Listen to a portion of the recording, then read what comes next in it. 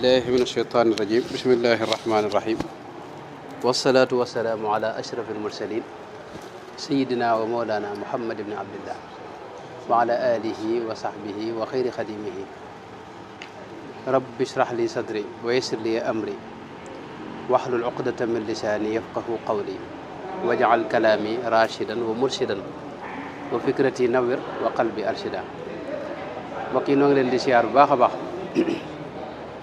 del siwaat ci sunu muzaakara bi insha allahu taala noo ngi tàmbali woon nahju qadaayil xaaj ci njëlbeen gi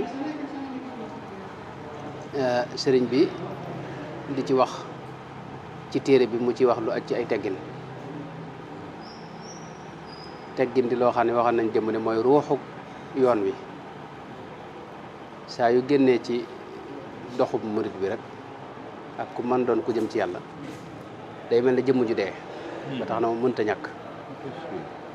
ñàkk ci dox. Donc, sans après les salutations,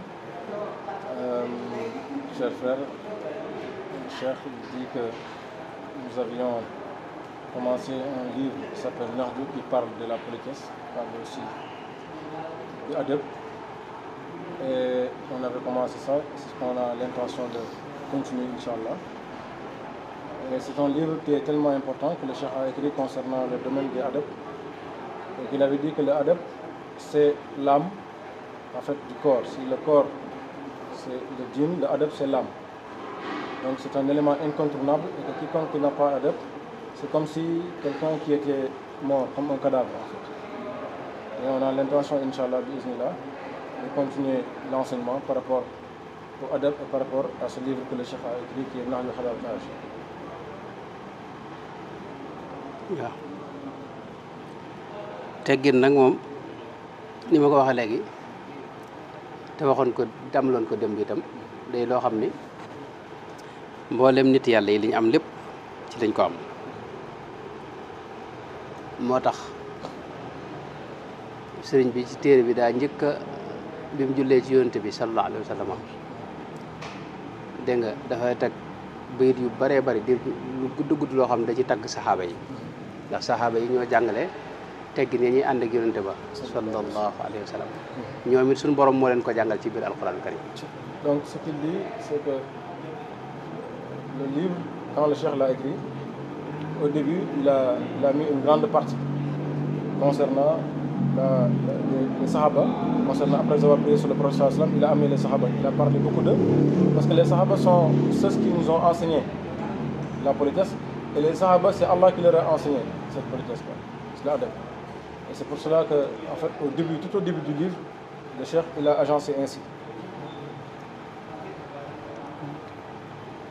démb maa ngi doon juñu ne sëriñ bi wax na ne teggin mooy tax a àgg ci yàlla mooy may yàlla maanaam loolu moom nit ñu baax ñëpp ci dëppoo. Donc hier il avait dit que le Cheikh il a dit que c'est l'adab qui permet d'avoir la satisfaction d'Allah. Et tout ça, tous les saints sont d'accord sur ce point-là, ils sont unanimes.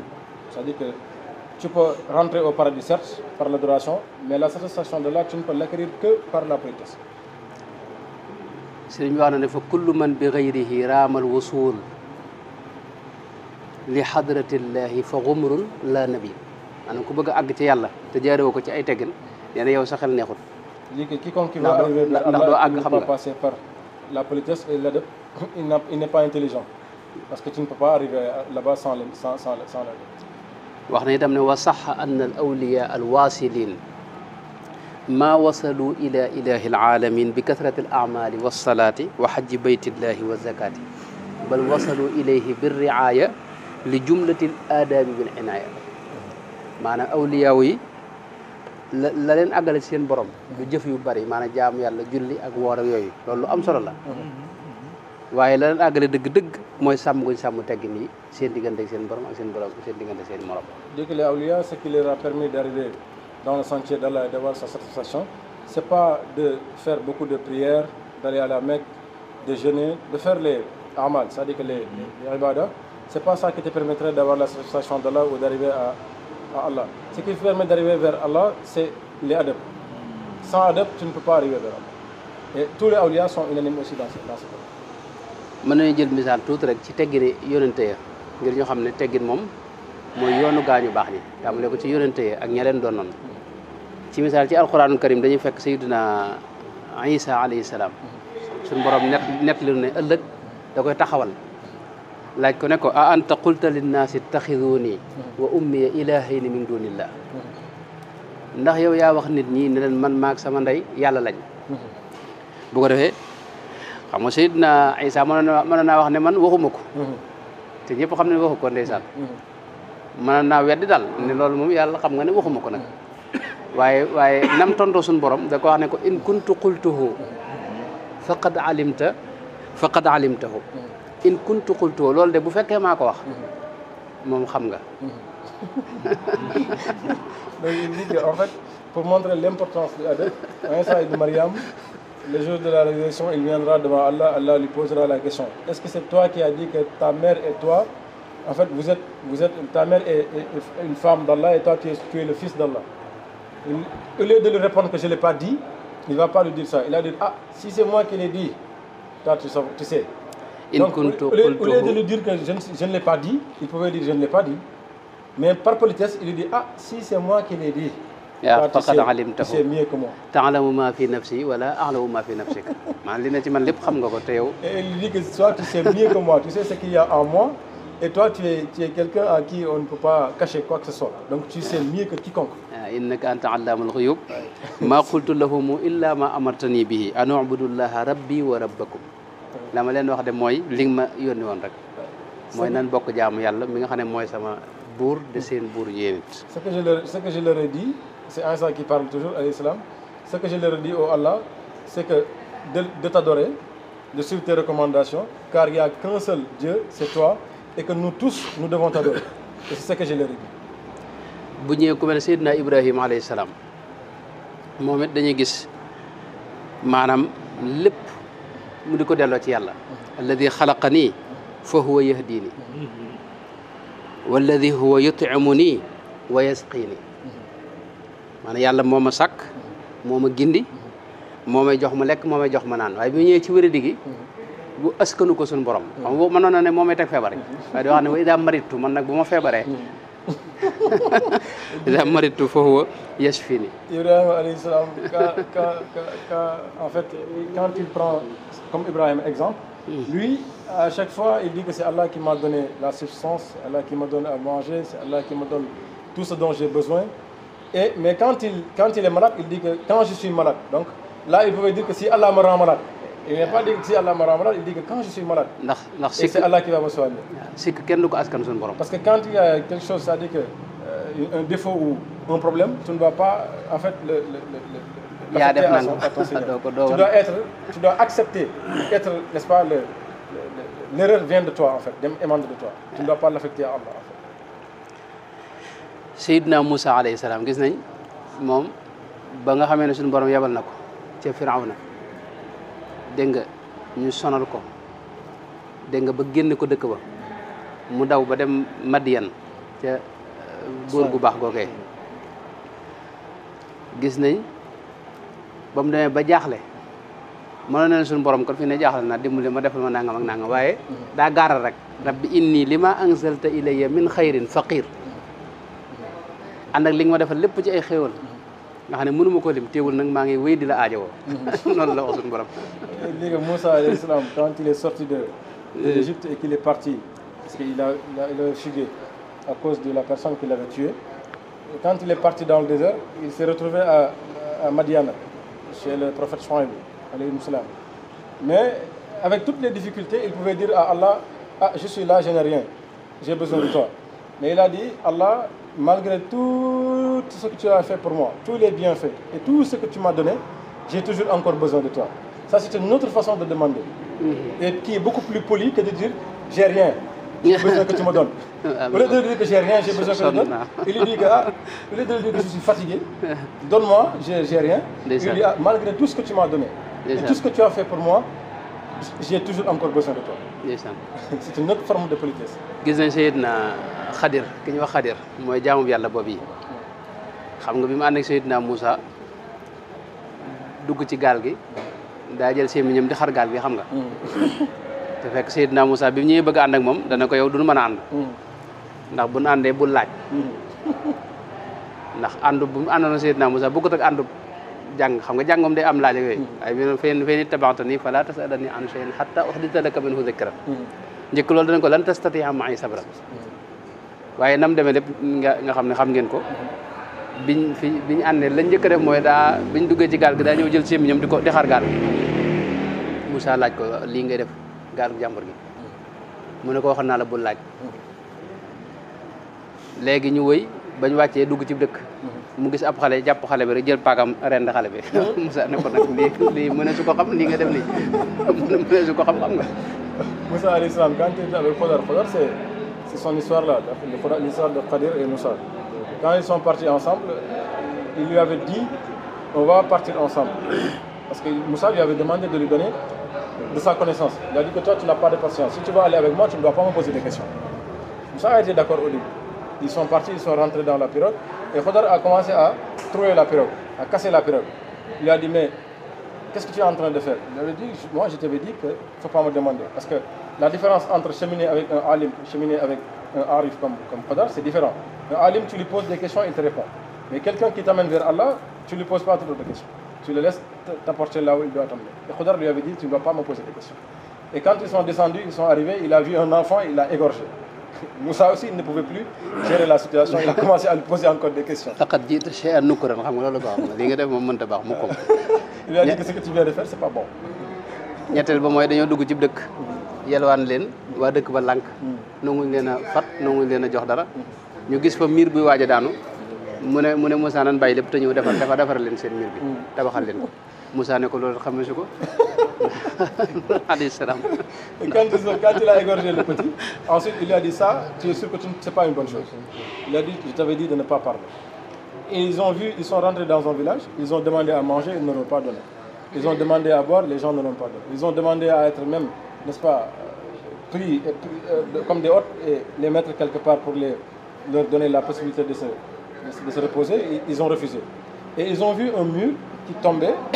Khadr a vu un mur qui tombait, il a dit à Moussa, viens, on va les aider à faire ces murs-là. Moussa lui dit, mais ça c'est pas possible. Ils ne peuvent pas nous refuser tout ce qui est possibilité et honneur, et on va aller les aider pour faire un mur. Ça c'est pas possible. foofu li ma fi bëggee ni mooy boo seetloo ñetti mbir la menn mi bi njëkk daa yàq gaal gi xam nga ñaareel bi itam daa rey xale bi ñetteel bi itam moom da leen defaral bërëb bi dañ leen ko tabaxal léegi nag bi mu defaree bërëb bi nga xam ne xéewal la xam nga dañ leen a tabaxal dégg nga miir bi ak kër ga foofu xam nga ca suñu borom la ko askan mooy fa araada rabbuka ay yabluga ashuddahuma wa yastaxrija kanzahuma waaye li nga xam ne nag moom ak yàq la muy yàq gaal gi da wax ne kaanat li masakina yaamaluuna fil bahri fa aradtu an aibaha maa ko bëggoon a yàq nga xam ne yàq gi askanu ko ci suñu borom waaye la nga xam ne lu baax la nga xam ne daray sikk ne ko ci fa araada rabbuka la wax seet nga ne wax fii fa aradtu an aibaha la wax en fait pour expliquer clair ce qu'il dit c'est que quand il s'agissait maintenant de faire le bien concernant le mur qu'il a refait la maison, il a dit que c'est Allah qui veut qu'on refasse ça. C'est-à-dire qu'il l'a donné directement vers Allah parce que c'était quelque chose de bien. Mais quand il s'agissait de détruire concernant la pirogue égorger le petit, il a dit que moi j'ai constaté. Donc il a pris la responsabilité personnelle. J'ai vu que ce pirogue-là, si on la laisse, il y a quelqu'un qui va venir, le roi, le sultan, il va en s'acquérir et il va faire de mauvaises choses avec. Donc je préfère le détruire. Donc il a pris ça sous sa responsabilité. Quand il s'agit de faire une mauvaise chose, il le prend sous sa responsabilité. Mais quand c'est une bonne chose, il le renvoie vers Allah. Ça c'est par politesse en fait, vis-à-vis de son Seigneur. loolu moom am bi yow yëpp ci biir alxuraan boo gisee noonu la ñuy waxee maanaam teggin la ñuy waxee suñu borom ba ci jinne yi gis nga suñu borom nett li noonu ne bi nga xamee ne Sayyidina Muhammad alayhi salaatu wa salaam wàcc na xam nga wax ne wa anna la nadri asharrun urida bi man fil ardi am arada bihim rabbuhum rashadan xam nga arada bihim rabbuhum rashadan ndax yàlla xëy na mu maanaam ak njub ak lu baax la leen bëggal waaye bi mu ñëwee ci wàllu ay bi asharrun urida la wax maanaam askanu ko suñu borom ñoom jinne yi seen waaw mi nga quand les djinns étaient bon tous les awliya ce qu'il dit c'est tous les awliya ils parlent comme ça avec Allah c'est-à-dire ils parlent avec Allah avec beaucoup de politesse comme même les djinns, parce que le Coran il nous raconte que les djinns, quand ils ont, n'est-ce pas, quand il a voulu dire que c'est Allah qui a voulu que nous soyons dans la droiture, quand il s'agit de bonnes choses, il le renvoie même sur Allah. Mais quand il s'agit maintenant de choses qui sont peut-être mauvaises, eux ils prennent la responsabilité. C'est-à-dire que même les djinns, ils savent que quand tu parles d'Allah, il faut parler avec politesse dans le sens du bien. Mais quand il s'agit dans le sens du mal, c'est la responsabilité de la personne que ça incombe, mais il ne faut pas renvoyer ça vers Allah. kon ambiya yëpp foofu lañ nekkoon saxaaba yi leen wutu woon itam ñoom yàlla ci moom suñu borom tabaraka wa taala moo leen jàngal ni ñuy jëfandikoo ay teggin moo leen wax ne laa tarfa'u aswaatakum fawqa sawti nabi wala tajharu lahu bil qawli ka jahri ba'dikum li ba'din an tahbata a'malukum maanaam bu ngeen toogee yonente bi sa kaddu gën a kawe kaddoom loolu sa jëf a yàqu maanaam du tegee da ngaa def lu xaram wala da nga am bàkkaar maanaam sa jëf yëpp a yàqu an tahbata a'malukum wa antum la tash'uruna inna alladina yaghudduuna aswaatahum inda rasulillahi ulaika alladina imtaxana allahu qulubuhum li taqwa maanaam ñi nga xam ne ñoo am taqwa dëgg-dëgg mooy ñi nga xam ne tey buñ toogee fi yonente bi dañuy damm seen kaddu ak seenub gis Les Sahaba kiram, c'est Allah qui leur a enseigné la politesse.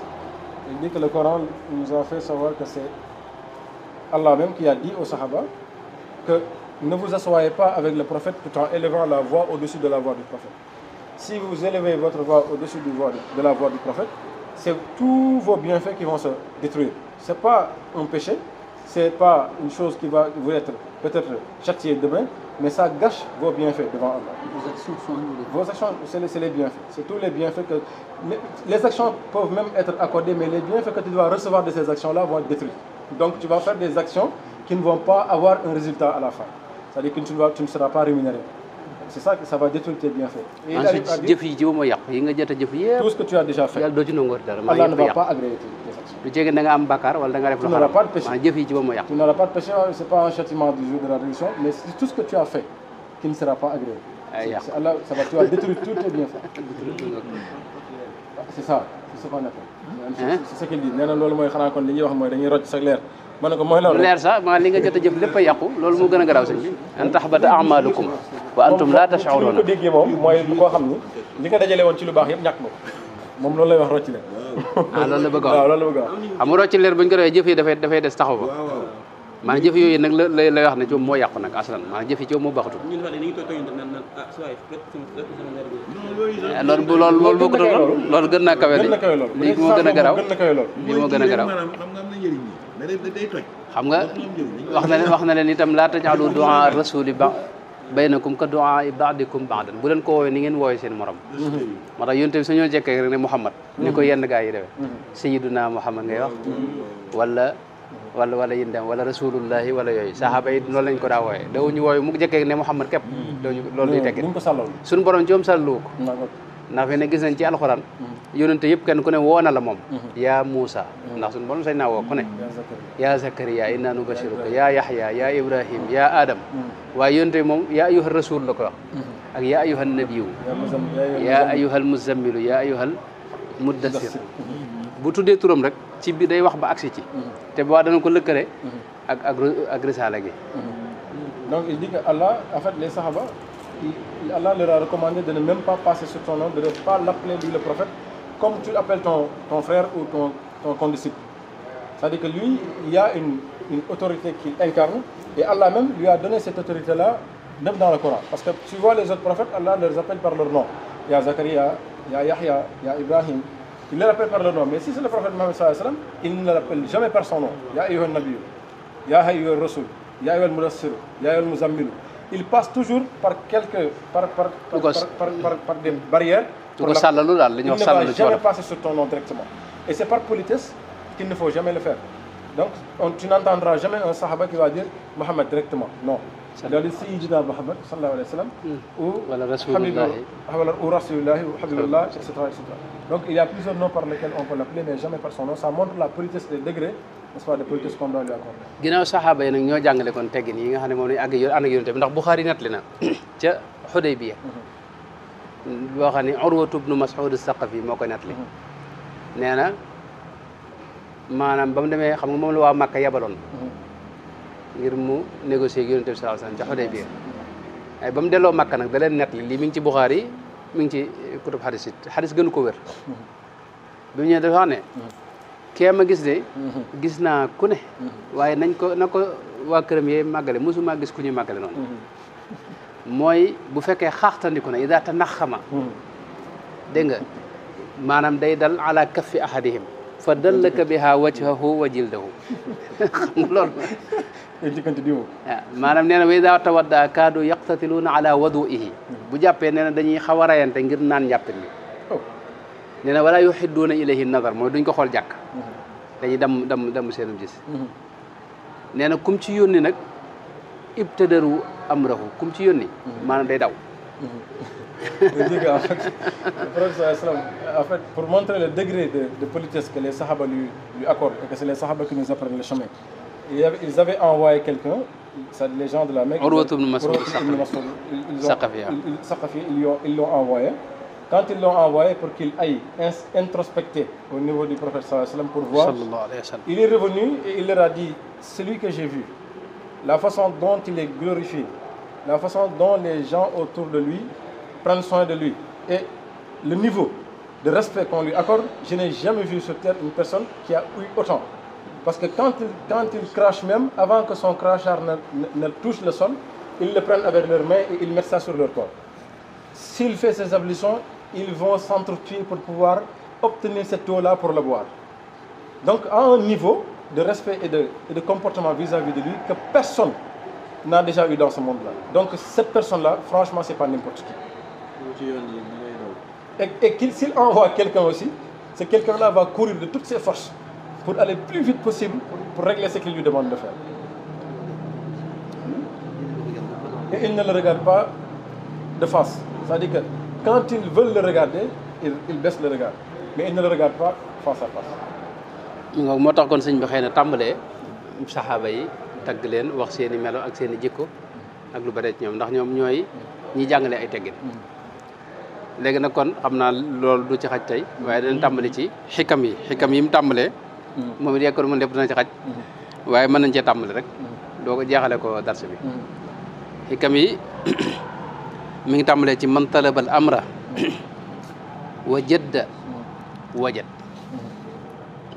nee na mbir mu ne saa yoo koy sàkku te farlu ci sàkku gi am ci yitte faw di nga am la ngay sàkku koo gis mu am rek ba muy sàkku daa farlu ci sàkku ja ci sàkku ga da caa def yitte mag ñi dañ daa wax ne ak dogu mooy tax a àgg fa nga jëm bu fekkee boo lambee mu jafe rek nga taxaw doo am mukk li ngay sàkku moo tax loolu xikma bu am solo la boo xam ni maanaam ak dund doy nag dund wax loolu mu en fait c'est pour cela que les Sahaba, le Cheikh, il a commencé son livre par les Sahaba parce que c'est le plus grand degré de la politesse et eux, c'est Allah qui leur a appris la politesse. Et c'est pour cela qu'après cela, lui, il décide de faire quelques préambules par rapport à ça et donner quelques enseignements, c'est-à-dire que quelques, n'est-ce pas, enseignements du Cheikh qu'il a donné par rapport au comportement. Et c'est le début du livre, même si c'est que tout ne va pas pouvoir se faire, il va donner une partie. Il dit que la première chose, c'est que quiconque qui est devant une porte, qui frappe et qui n'arrête pas, finira par obtenir l'ouverture de cette porte-là. C'est-à-dire quiconque qui persévère sur une chose. Quelqu'un qui cherche quelque chose, quoi que la chose puisse être, et qui s'assidu à chercher cette chose-là et qui ne recule pas, il finira tôt ou tard par l'obtenir. C'est-à-dire quelqu'un qui persiste sur une chose à vouloir l'avoir, il l'aura notamment, sûrement, car la persévérance est source toujours d'obtention de ce qu'on recherche. loolu nag bi ci toppit ñoo bokk mel maanaam mooy man qara al baaba wa lajja walaj maanaam buntu boo koy fëgg te nuuru ci fëgg gi mooy di fëgg rek taa bàyyi bu yàggee nee na waaw bu yàggee nee na maanaam di nga quelqu'un qui frappe à la porte, tu le vois comme si c'est chez toi par exemple, tu es dedans. Si quelqu'un frappe et qu'il n'arrête pas de frapper, de force ou de gré, même si tu l'ouvres pour lui gifler ou pour l'insulter, tu vas ouvrir de toute façon. Donc quelqu'un qui frappe à une porte, c'est-à-dire qui cherche à rentrer ou à avoir ou à obtenir ou à aller dans un sens et qui n'arrête pas, il finira toujours par y arriver. loolu nag liñ ciy jànge mooy kon maanaam nit ki faaw mu am dogu ma ngi leen di wax ne ak dogu mooy tax àgg fa nga jëm faw itam mu am yitte ju kawe yitte ma ngi leen di wax ne moo raw jaasi mën naa dog lu ne maanaam mbir lum jafe-jafe bu yitt ja wéree rek mën nga caa jot ak dog it bu amee rek faw di nga àgg ci la nga bëgg moo tax mbooleem ñi am dara fi ne lii rek lañ amoon mooy farlu ak dogu ak tëdëpp loolu rek moo leen ko mayoon. Il dit que le cheikh, en fait, ce qui est le plus important et qu'on doit savoir, c'est que l'intention ne suffit pas seulement, mais aussi que tu aies une dévotion. Quand tu as une dévotion, la dévotion c'est comme un couteau tranchant en fait. Si tu l'as, toute chose que tu peux rencontrer, tu vas le couper. Parce que la dévotion te permettra tout simplement d'obtenir tes désirs si tu es dévoué à un point que tu recherches la chose sans reculer, tu finiras par y arriver. Et c'est pour cela que le cheikh il a toujours recommandé la dévotion dans toute chose. Même pour le mouridisme, vous voyez que si tu n'as pas de dévotion, tu ne vas pas aller sur le chemin de Dieu. Si on n'avait pas de dévotion, on ne serait pas là aujourd'hui. Et si on n'a pas de dévotion, on ne réussira pas ce que nous voulons aujourd'hui. Et si on n'a pas de dévotion aussi, on ne peut pas arriver à avoir la satisfaction d'Allah. Donc la dévotion c'est la base de toute chose, c'est la première chose qu'il faudrait avoir. Et c'est un couteau tellement tranchant que si tu l'as, tu peux couper tout ce que tu rencontres sur ton chemin. li tax sëñ bi ubbee lii nag mooy lu am solo lu mat a taxaw la ndax day wane ne maanaam ak murit xam nga maanaam nit ki mën naa nekkub jullit simple maanaam judd rek fekk say waajur di jullit ngay jullit ñuy woor ngay woor ñuy julli ngay julli waaye dëgg ngëm ëggul sa xol qaalat al arabu amanna qul lam tuuminu walakin qulu aslamna wa lamma yadxulu limaanu fi qulubikum ñoo xam dañoo wax yonente bi noonu gëm nañ mu ne leen yéen gëmagu leen aggugu leen ci iman yéen a ngi ci islam ndax ngëm tabbeegul seen xol bu ngëm tabbee sa xol nag yow mu'min nga waaye li feeg yaa ngi nekk muslim ba ñëw nekk mu'min agugoo ci muhsin fi ne foofee nag la murid tàmbale mooy dox wuti maqaamul ihsaan an taabudallaha ka annaka taraahu fa in lam takun taraahu fa innahu yaraak dox boobu nag maan du bu yomb ñu bari jéem nañoo tàmbali jekkee dëpp ñu bari jéem nañoo demit waaye amuñuy tànk comme sama classe gi nga xam ne moom benn jéegu mënuñu ko dox ndax daal laaj ak dogu laaj ak farlu laaj yitte laaj itam maanaam dogu bañ a dëpp maanaam doonte da ngay dee ci yoon wi itam nga dem rek. Il dit que donc c'est pourquoi le cheikh a commencé par ça parce qu'il montre qu'en fait la dévotion c'est la chose la plus essentielle surtout pour un mouride qui va aller vers Allah parce qu'il y a beaucoup de gens qui débutent mais qui ne finiront pas. Il y en a même qui débutent et qui retourneront. Car pourquoi? Parce qu'ils n'ont pas assez de dévotion. Et quand tu t'engages sur la voie pour aller vers Allah, parce que quand tu peux être juste un musulman, c'est-à-dire tu peux être un musulman simple, tu es un mu'min. Mais pour aller vers le muslimun et muhsinun, c'est-à-dire pour arriver vers le ihsan, il va falloir avoir beaucoup de dévotion. Parce que ça ne suffit pas seulement d'être un musulman, parce que nous tous nous étions déjà musulmans avant de rentrer dans le mouridisme. Mais quand on rentre dans le mouridisme, c'est pour aller vers le ihsan. Et entre le mu'min et le ihsan, seule la dévotion peut te faire passer. Car si tu veux adorer Allah, parce que l'ihsan c'est adorer Allah comme si tu le voyais. Si tu n'arrives pas à le voir, tu sens qu'il te voit. Arriver à ce domaine-là, ça veut dire que tu es en contact direct avec lui et tu vas aller directement vers lui. Et dans ce cas de figure, il y a tellement d'épreuves sur le chemin que si tu n'as pas de dévotion, c'est sûr que tu ne vas pas y aller. Et c'est pour cela que le cheikh a préféré te mettre sur le chemin de la dévotion et te montrer l'importance de la dévotion tout au début pour que tu puisses s'engager et ne pas retourner, et ne pas ressortir, et foncer pour aller vers l'objectif. moo tax sëñ Bay Jaxate daa wax ne murid dëgg yombul la yombay nga wax ne man am murid laa te doo am murid nee na murid dëgg day dee te déegul asal li dee métti jotul ak murid loolu taxawal dégg nga sëñ Bay Jaxate il avait dit le plus facile c'est de dire que je suis un murid alors que tu n'es pas un murid. C'est des poèmes. C'est des poèmes en fait, c'est des poèmes de sëñ Bay Jaxate. Il dit que le plus facile c'est de dire que je suis un murid alors que tu n'es pas un murid. Un murid pur, il meurt. Et la mort, quel que soit, n'est-ce pas, avant la mort, un vrai mouride, il doit mourir avant que la mort ne l'advienne. Il doit mourir avant que la mort ne l'advienne. C'est-à-dire que c'est comme le hadith qui disait c'est-à-dire que mourir avant que la mort ne vous advienne. Donc, un vrai mouride, il doit mourir avant que la mort ne lui advienne. Et quelle que soit la douleur et la difficulté de la mort, il n'atteindra jamais un mouride. Et la dureté de la mort, c'est-à-dire l'épreuve dure et difficile de la mort n'atteindra jamais un mouride. Parce que le mouride, il est déjà mort. Puisque tu es déjà mort, la mort ne peut pas t'atteindre, on ne peut pas mourir deux fois. Et si tu meurs en Allah, mais tu vivras pour l'éternité. Les Sahaba jusqu'à présent, ils vivent, ils sont toujours là.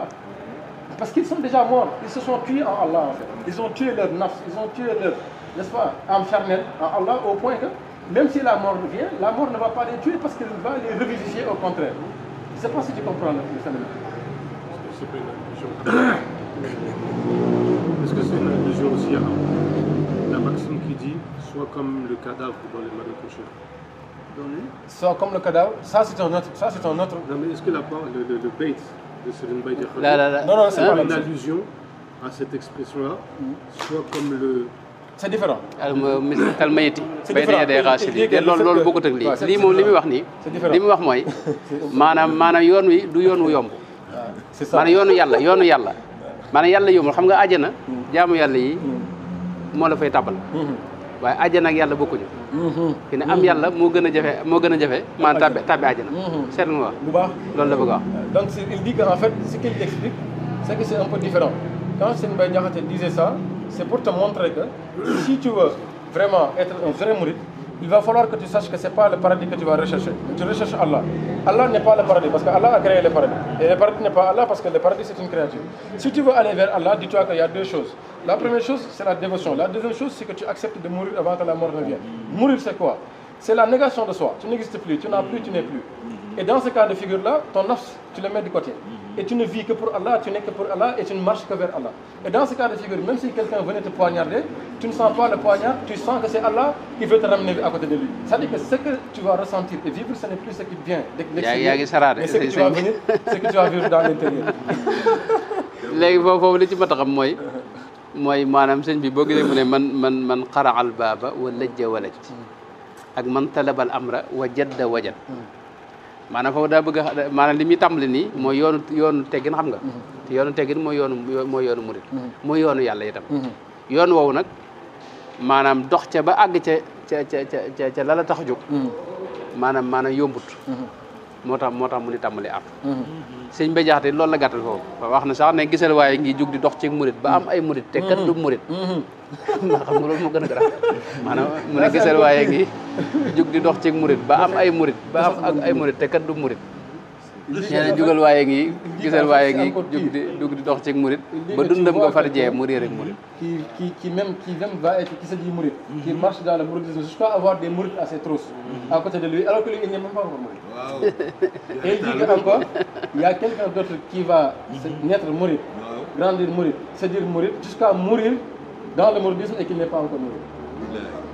Il ne sait pas, il ne connaît pas c'est quoi le mouridisme.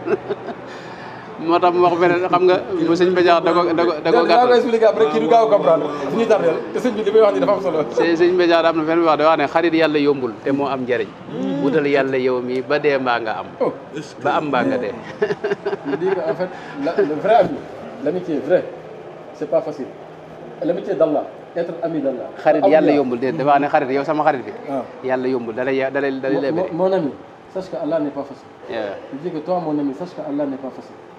Tu vas rechercher Allah, soit xarit yàlla yombul te moo am njëriñ. C'est Allah seul qui est important.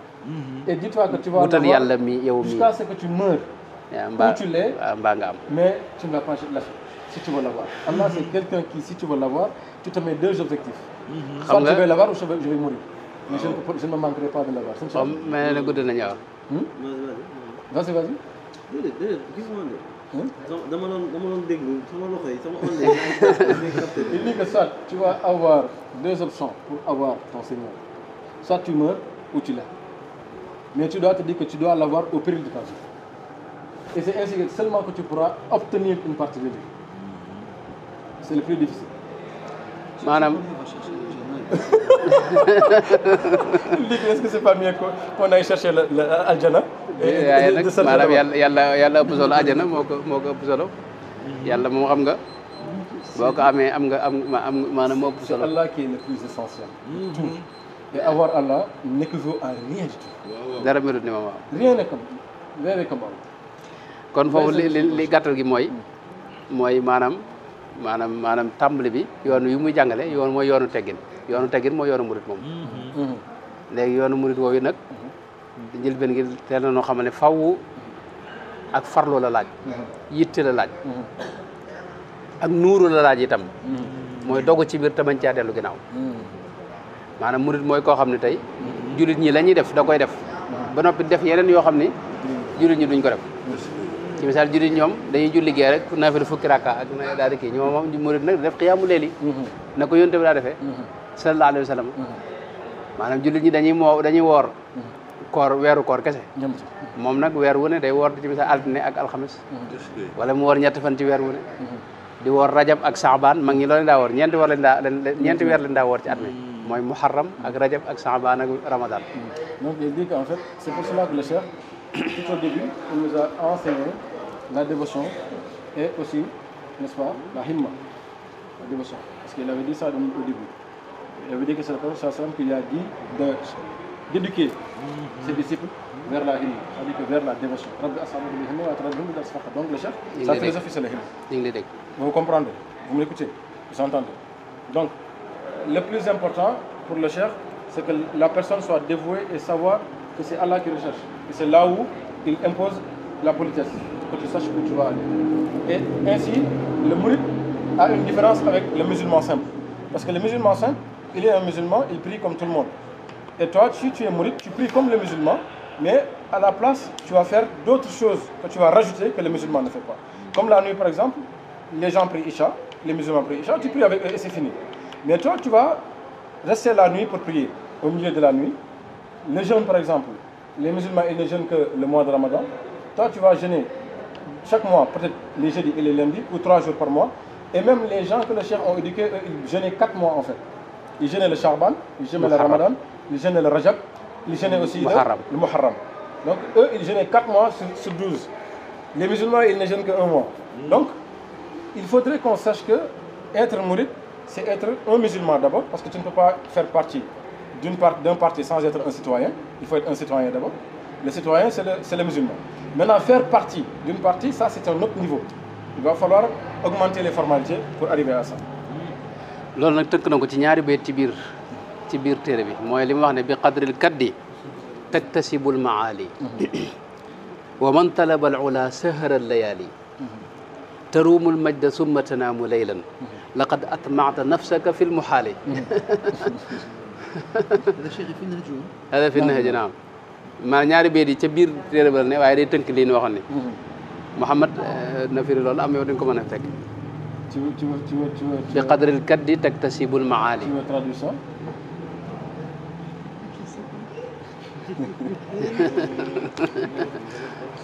waaw maanaam bala boog mu wax ko ci wolof xaaral ma wax ko ci wolof.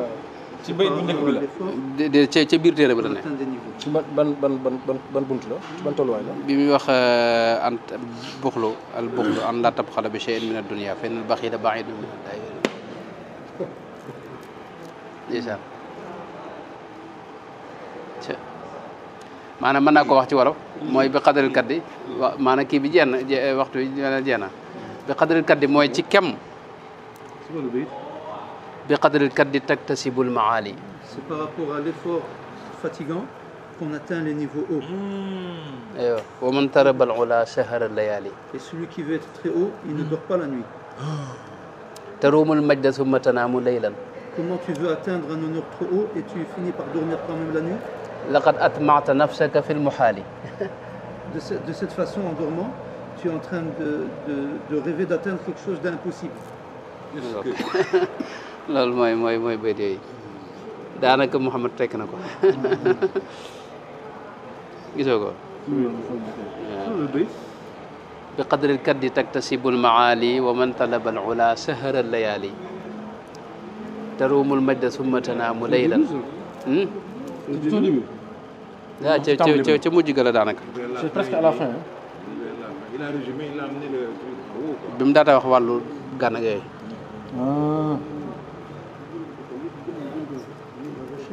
la ko jiitu.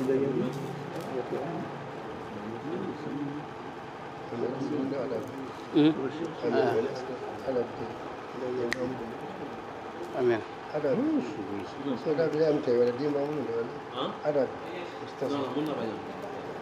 ah kay